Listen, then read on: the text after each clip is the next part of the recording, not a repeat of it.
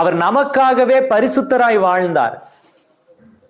ஒரு வாலிபன் பரிசுத்தத்துல வாழ்வது எவ்வளவு கடினம் என்பது உங்களுக்கும் எனக்கும் தெரியாதா?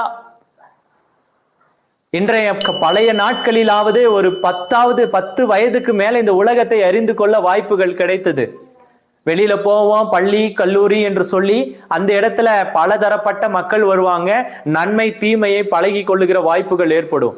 சிலதெல்லாம் 12வது வகுப்புக்கு மேலதான் அந்த வாய்ப்பே ஏற்படும். அது வரைக்கும் அவர்கள் பாவம் என்பதே அறியாதவர்களாய்த்தான் வளர்க்கப்படுவாங்க வீட்டுல. ஆனால் இன்றைய நாட்கள் அப்படி கிடையாது. 5ஆம் வகுப்பு 4ஆம் வகுப்பு படித்து கொண்டிருக்கும் பொழுதே பாவம் என்பது என்னவென்று எல்லாமே தெரியும்.